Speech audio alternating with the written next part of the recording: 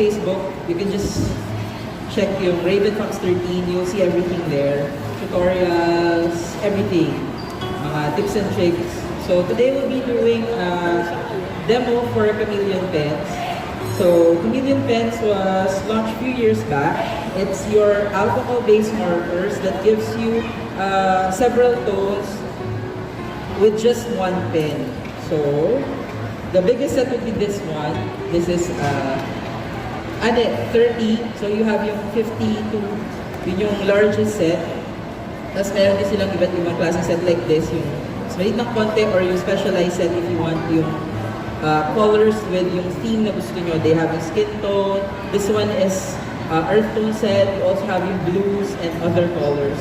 What's good with this brand is the packaging acts as a good storage. So igaganyan nyo lang siya. So pwede nyo na siyang gamitin as is. Package like this would have a colorless blender like this one in white, and then you'll have a detailer nib like this one. So yung detailer nib would be yung gagamitin nyo if you're gagawin line art. It has 2 points, a fine tip and a thicker tip for different tones. And then the colorless blender has a Japanese nib and a bullet nib on the other side. So it's a dual tip na marker. The marker is actually a long one than the ordinary marker like this. You have here yung 2 major parts niya, which would be yung primary marker, and then you have yung blending chamber. So you probably have seen this online kung ano yung nangyayari. So I'll show you how yung basic process on how to use yung markers. Kasi minsan pag parang hindi siya maintindihan kaagad how it works. So I'll show you yung works that I did before for them. Kasi I did several tutorials for Chameleon sa UK. So you can see dun sa site nila yung videos nitong mga to. Naka-upload sa website nila. So this one, ayan siya. So you can have seamless blends plus yung Chameleon pencils. Meron siyang dual tip din. So this one naman, the Chameleon markers din siya. So ang idea niya is you can use it similar to an alcohol-based marker, pero you can also use one marker tapos to put yung lahat ng colors together. So yung range ng colors niya, ganito siya ka. Ito yung big set niya, 52. Ayan yung range niya. So ang range niya, ganyan siya. So it's similar to that color plus all of the tints. So pwede nyo i-lighten yung color through the blender. So it's 52. Plus yung detail pen and colorless blender. You can do usually mga anime manga na illustrations like this one. Parang ganun. Ayan. Plus what's good when you're using yung detailer pen, it doesn't blot or yung fade when you're using it with alcohol markers. So it blends well kasi alam natin na yung markers talaga that blends better with yung alcohol markers due to dun sa alcohol content ng ink. Also, this set in particular, I used this to do this. Ito siya. Ayan. So this is using one color lang. So one marker. So ito. Ito yung isa sa favorite ko. Ito yung gagawin natin pang-demo para ma-imagine nyo kung paano siya ginagamit. This is civil orange. So we'll start yung how to use it muna. So, ang unang-unang pwede nyo gamitin is pwede nyo gamitin yung nib na to. Then you can use it as similar to a regular marker like this. So para lang kayo nagkukulay ng regular marker, pwedeng ganyan. This is using yung bullet nib. Or you can use yung Japanese nib, which is a little bit na parang brush siya. So kung gusto nyo medyo texturize yung inyong lines or shading, pwede yan. So you can use it like this, like an ordinary marker, or magbibilang tayo. So when you're using yung blending chamber, itong colorless chamber, ang ginagamit niya kasi would be yung gravity. So ang idea niya, itong chamber na to, may laman siyang alcohol na papasok dito sa marker natin pag idinikit natin siya sa loob. Pag nilagay natin siya, magbibilang tayo ng ilang seconds para matandaan yung gano'ng katagal yung blending. So for this, pag dinikit natin siya dyan, bibilang ngayon tayo. So 1001, 1002, 1003, 1004, 2005, 2006, 2007, 2008, 2009, 2010.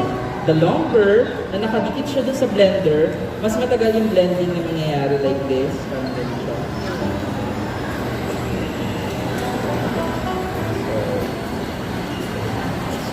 dapat perpendicular siya dun sa brown para pumunta yung colorless blender dun sa taas, pababa.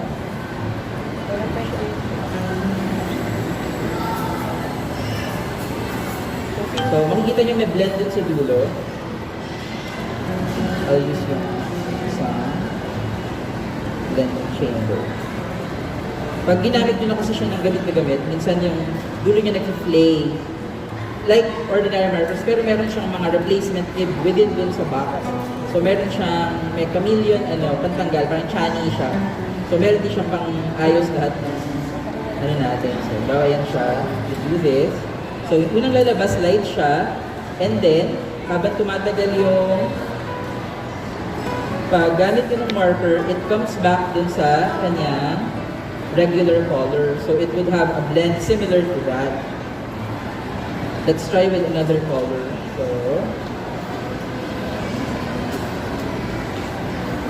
gamitin natin itong blue naman. So, same. So, 1002, 1002. So,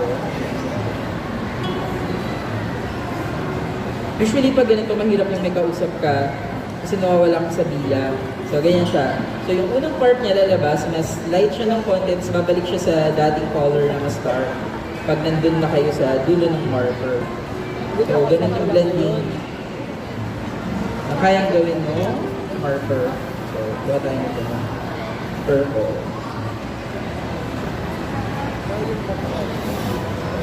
Purple grape. So, ang idea nyo lang, basta mas matagal mo siyang yakin nyo lang na nakadikit yung tip ng blender sa kanang dulo ng tip ng marker nyo.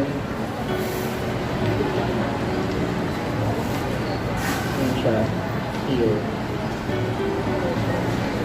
So, magkakaroon kayo ng dark to light na color. Kung ang nabili nyo lang na set would be this one, what you can do, halimbawa, itong nasa taas natin, you can do yung same blending here. Sayaan nyo lang siya, mag-blend pababa. Tapos, since you get yung gradient na from dark to light, pwede natin siyang ipatong dun sa prior, dun sa nauna natin na ginawang gradient. So, example here, pwede natin siya dalhin dito sa gitna nitong orange para magkaroon siya ng blending from orange papunta purple, parang ganyan. Same with, pwede rin natin siya gawin dun sa blue natin. You can do this with yung any color, kahit yung colors na usually hindi nyo ginagamit na magkasama. So, ayan siya. So, pwede kayo mag-deepen ng tone, mag-darken ng tone using different kinds of colors na available. So, you also have yung ganito. Ito yung color cards na tinatawag. So, the color cards are pre-printed cards. If you want to test out yung or kunyari may mga kids sa inyo, maliliit siyang cards na ganito. Tapos, it comes with a guide like this one. So, yung guide, meron siyang suggested colors, pero you can always change yung colors. Here, so makikita nyo, meron tayong mga guides dito. So, try natin siya gawin through here. So, ang una natin na gagawin is yung gradation na from dark to light. Kasi ito guide lang siya, pwede nyo ibahin yung kulay. So, try natin gamitin yung red. So, didikit lang natin siya dyan. 4, 5, 10. So, ito yung ating pinulayan. Lagayan tayo dito sa side na to. So, ang unang lalabas ay yung light part. Habang nagpupunta kayo sa dulo, babalik siya dun sa regular color niya.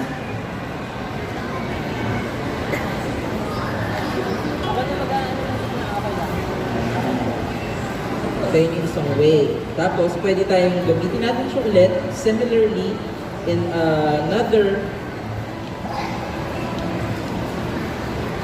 with another color,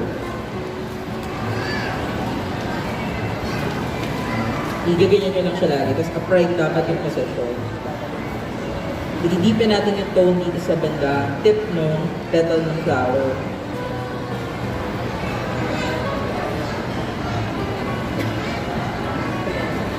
Ayan. So makikita nyo nagda-darken na unti-unti yung colors doon sa dulo, parang ganyan.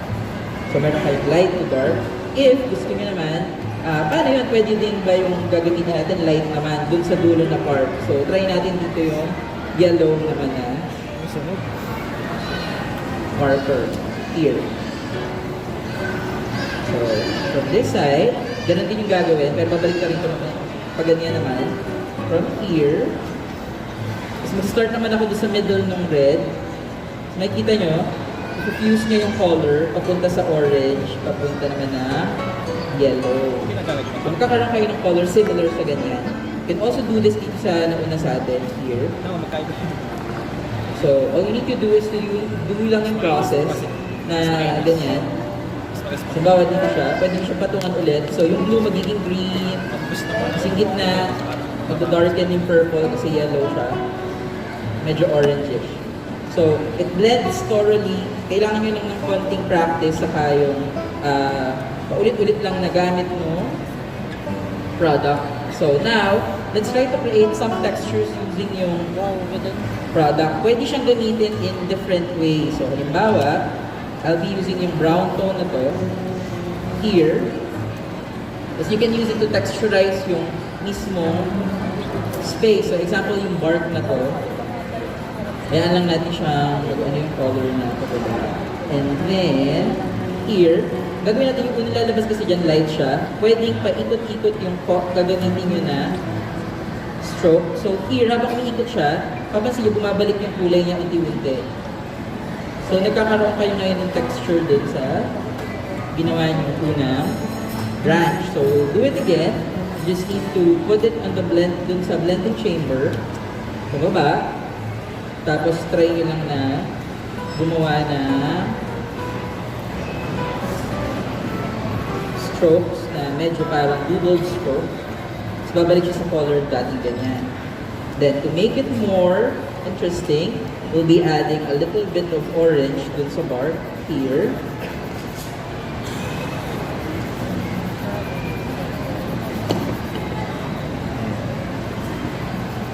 Ayan siya.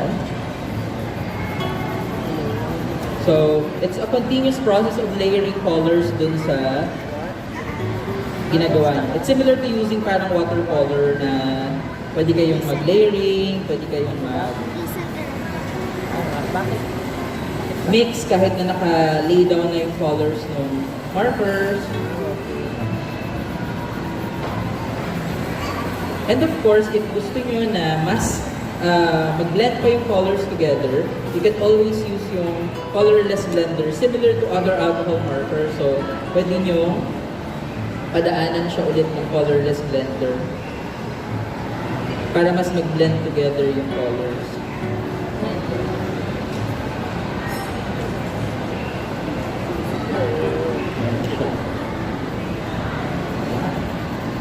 Tapos, I already did yung isang sample niyan.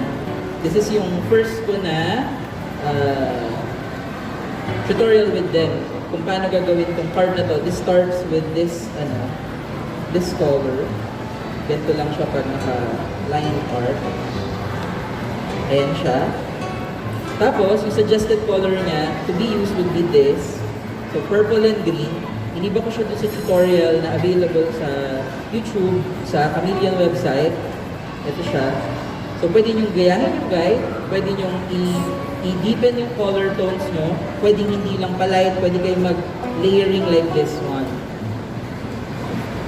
Tapos, pag kabisado nyo na yung markers nyo, pwede na kayong gumawa ng works similar to this. Parang yun. Ayan siya. Ang maganda with markers, kasi yung colors niya will be very vibrant. This one is done with Chameleon markers saka fine liners. Kasi meron silang bagong nilabas. End of last year, it is yung fine liners. So yung mga lines niya, iba-ibang colors din. And then this one. So yung blends na yan lahat, chameleon color tone siya. So endless yung possibilities, depending siya din sa kung paano nyo gagamitin yung pens, kung gano'n nyo na-feel na pwede mong pagsamahin yung this color and that color. And of course, you also use yung detailer pen kung maliit to create yung mga lines, plus yung recently launched nila na product yung fine liners para kung gusto mo color yung mga lines, yan yung ginagamit ko. So, yan yung iba't ibang ways to use yung marker. So you can use it as is, similar to an ordinary alcohol marker. You can also use it together to create yung gradients like this. If you want to create yung gradient na diretso na isang pasada lang, you can also buy yung color tops. You can see yung color tops. Parang ang nangyari, ito kasi, yung blending chamber niya is white yung nakalagay, so alcohol. With color tops, the blending chamber already has a colored ink. So kung yung yung color top niya ay green, tapos yung marker niya ay red, ang gradation niya may be from red papunta sa green. So ganun yung ating mga pwedeng gawin with chameleon markers. You can use different paper. I would suggest if you want yung better na mga gradation, I usually use watercolor paper. This is watercolor paper. And I also use mga marker papers. Meron naman available na marker paper din. Or you can start with getting yung color cards like this. It is a set of different themed cards. So this one is nature. Itong kabila florals. They have food. They have manga. So iba-iba siya. You can try yung iba't ibang colors. Usually on art bar branches, they have a sample of these markers para matry nyo if it's for you. Pero sure na mag-enjoy kayo sa kanya. Tapos usually, you can just buy yung isang set. They're also available na per piece. So kung ano lang yung favorite yung color, you get yung favorite yung color. And then, ayun. So napansin ko pag alcohol markers, habang tumatagal, ang kinabukasan, mas nag-blend pa siya na mas maayos. Parang ganyan. Plus, syempre, ito hindi kasya kung gawin ng 30 minutes. Ito medyo matagal siguro mga more than an hour or two yung ganitong piece. Kasi paulit-ulit yung colors ay pagbe-blend pag ganito yung project. So, ayun. So, I hope you had a good na afternoon and thank you for inviting me to this event, for Art Bar, for inviting me to this event. And then, feel free to follow RavenFox13 sa social media to get updated with my other shenanigans. Enjoy lang kayo this afternoon and let's make yung 2020 a very artful year. Thank you so much. I hope you enjoyed the afternoon.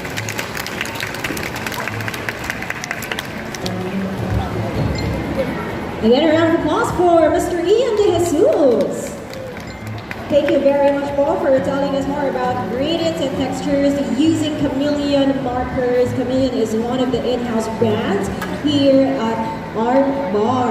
Alright, so that was our second workshop. Again, we would like to encourage everyone to please visit Chameleon booth located at that side of our event.